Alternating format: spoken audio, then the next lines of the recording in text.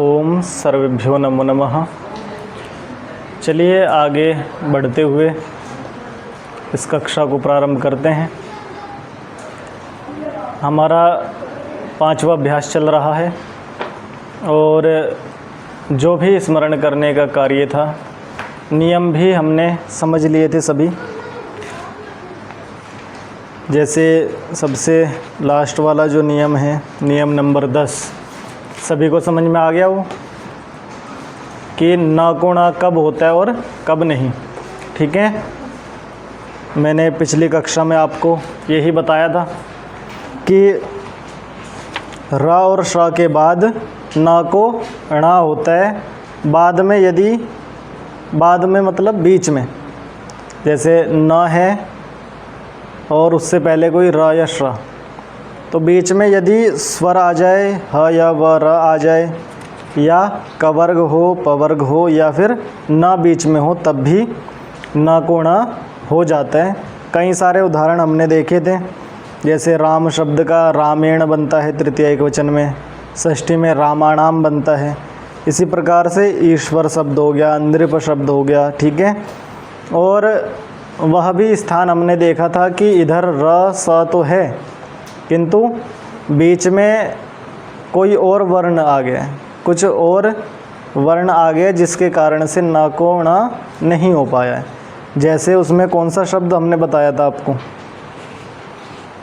जी, कौन सा शब्द बताया था ऐसा जिसमें र श तो थे किंतु उसके बाद ना को णा नहीं हुआ? ऐसा क्या शब्द बताया था? क्या जी? नहीं, कुछ ऐसा शब्द बताया था आपको जिसके बाद र श के बाद ना को णा नहीं हो पाया था, किंतु क्योंकि बीच में जो अपने ऐसा कुछ वर्ण आया था। हाँ, दुर्जनः। ठीक है, तो दुर्जन शब्द ऐसा है, जैसे र तो है वहाँ पे, दुर र, बीच में ज अ न, और उधर यदि तृतीय में ले जाओ ए न, तो यहाँ पे ज बीच में आ रहा था, और ज ना तो स्वर में आता है, ना ह या र व में से है, ना कवर्ग में आता है, न पवर्ग में आता है, और न ही न है। तो इस कारण से ना को णा यहाँ पर नहीं होता है। तृतीया में दुर्जन शब्द का दुर्जनेन ही बनता है। ठीक है, आगे उदाहरण वाक्य हम सभी ने पढ़ ही लिए थे। आज ये जो संस्कृत बनाओ है, इनको हम मिलान कर लेते हैं। आपने सभी ने ठीक बनाए हैं या गलत? तो सबसे पहला जो वाक्य है कि बालक घर जाता है। ठीक है, बालक घर जाता है, तो बालकः गृहं गच्छति, ऐसे ही है ना, बालकः गृहं गच्छति। दूसरा वाक्य है मनुष्य आते हैं, तो मनुष्याः आगच्छन्ति। वैसे मनुष्य के लिए यहाँ नरः शब्द आया है, तो नराः आगच्छन्ति। आगे तीसरा वाक्य है पुत्र पिता को नमस्कार करता है, तो पुत्रः जनकं नमति। ठीक है, पुत्रः जनकं नमति, जनकः शब्द आया पिता के लिए। चौथा वाक्य है बालक सूर्य और चंद्रमा को देखता है, तो बालकः सूर्यं चंद्रम च पश्यति। मैंने कहा था ना, जहाँ हिंदी में और लगा होता है, वहीं जो संस्कृत में च आता है वो एक शब्द के बाद लगता है, इसलिए क्या आया, सूर्यम चंद्रम च पश्यति। ठीक है, उसके बाद पांचवा वाक्य है शिष्य गुरु से कहता है, तो शिष्यः गुरुम कथयति या वदति। दो धातुएं आई थी, कथ भी आई है और वद धातु भी आई है। उसके बाद है छठा वाक्य। अच्छा देखो, इन्होंने कोष्टक में वद को लगा रखे ना, कहता है के लिए वद धातु कोष्टक में लिखी है, तो शिष्यः गुरुम वदति। आगे छठा वाक्य है विद्वान और सज्जन सत्य बोलते हैं, तो विद्वान सज्जनः च, विद्वान के लिए क्या आया है? प्राज्ञः आया है यहाँ पे। वैसे तो विद्वत शब्द के जब रूप बनते हैं तो विद्वान भी एक रूप है, विद्वान, विद्वांसो, विद्वांसः रूप चलते हैं, किंतु अभी वो नहीं आया है। यहाँ पे विद्वान के लिए प्राज्ञः शब्द है।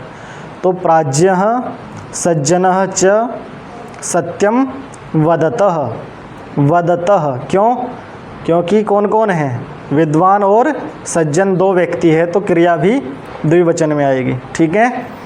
आगे है 7वां वाक्य, दुर्जन असत्य बोलते हैं। तो दुर्जन के लिए क्या आया है? दुर्जनः। तो बहुवचन में दुर्जनाः असत्यम वदन्ति। ठीक है, दुर्जनाः असत्यम वदन्ति। उसके बाद है 8वां वाक्य, बालक खाना खाता है। तो बालकः भोजनम खादति, खाद धातु आई है इधर, तो बालकः भोजनम खादति। आगे है 9वां वाक्य, पुत्र खेलता है। तो पुत्रः क्रीडति, क्रीड धातु आई है ना खेलने के लिए, पुत्रः क्रीडति। आगे है 10वां वाक्य, फूल गिरता है। तो फूल के लिए क्या आया है? पुष्पम, और गिरने के लिए आई है धातु पतति, तो पुष्पम पतति। आगे है 11वां वाक्य, शिष्य पाठ याद करता है। तो शिष्यः पाठम स्मरति, स्मृति धातु आई है स्मरण करने अर्थ में। आगे है 12वां वाक्य, राजा राज्य को जीतता है। तो राजा के लिए राजा भी आता है, लेकिन यहाँ पे क्या आया है? नृपः। ठीक है, तो नृपः राज्यम जयति, जी धातु आई थी ना, जिसका रूप बनता है जयति, जयतः, जयंती। तो नृपः राज्यम जयति। आगे है 13वां वाक्य, बालक पुस्तक ले जाता है। तो बालकः पुस्तकम नयति, नी धातु। उसके बाद है अगला वाक्य, दुर्जन राज्य का हरण करता है। तो दुर्जनः राज्यम हरति, हृ धातु आई है ना, हृ धातु के दो अर्थ है, ले जाना और हरण करना।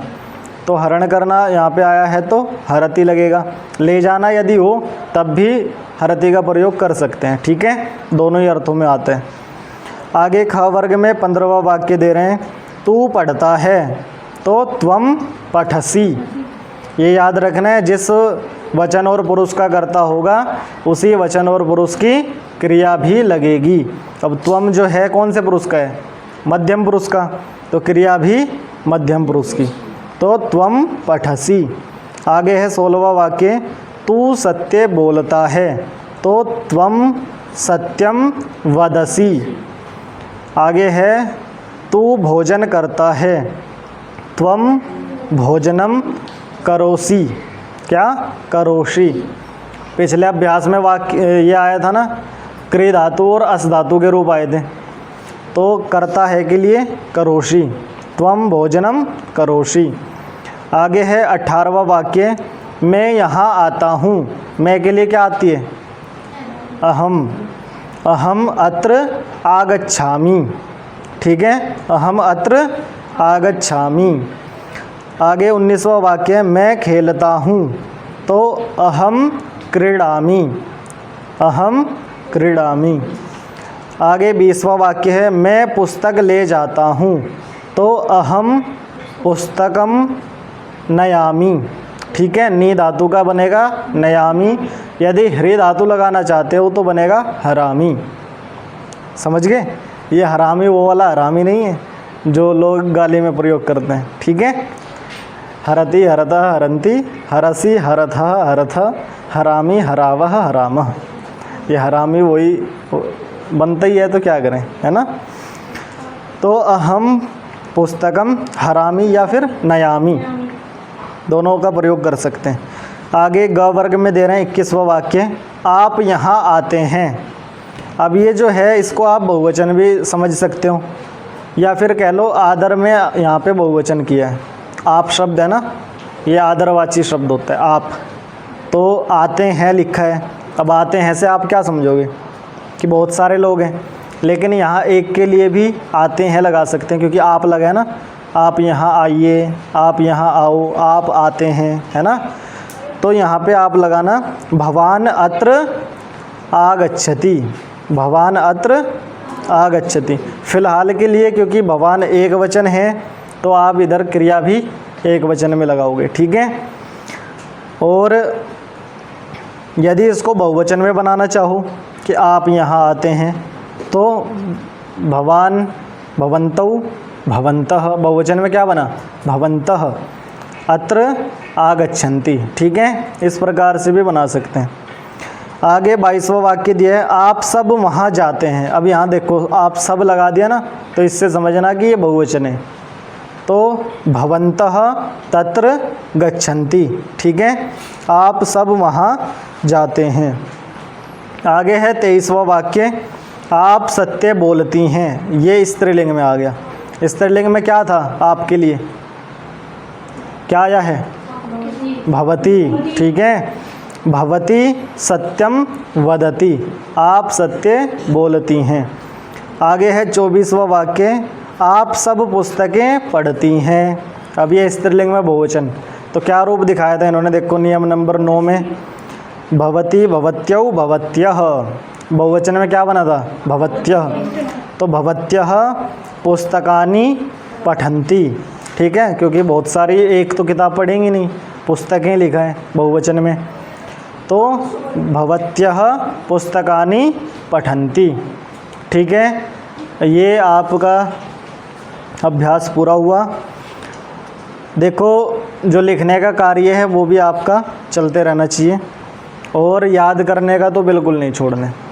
आपको प्रतिदिन जो है ना पीछे वाला भी दोहराना है, ठीक है। जो भी हमने पीछे अब तक पढ़ लिया है वो भी आपको दोहराना है, क्योंकि जैसे जैसे आगे बढ़ेंगे पिछले वाले जो भी नियम हैं, पिछले वाले जो भी शब्दकोश आए हैं और जो धातुएं आई हैं, शब्द आए हैं, वो सारा का सारा जो है आगे आपको काम आने वाला है। जैसे जैसे एक एक अभ्यास आगे बढ़ेंगे वो पिछला भी आपको उस अभ्यास में करने को मिलेगा, देखने को मिलेगा, ठीक है। तो आज तो इतना ही है, ठीक है। बाकी कक्षा कल चलाएंगे। और याद करने का देखो ये भी आपको बरकरार रखना है, अपना याद करने का कार्य नहीं छोड़ना है, ठीक है। ओम।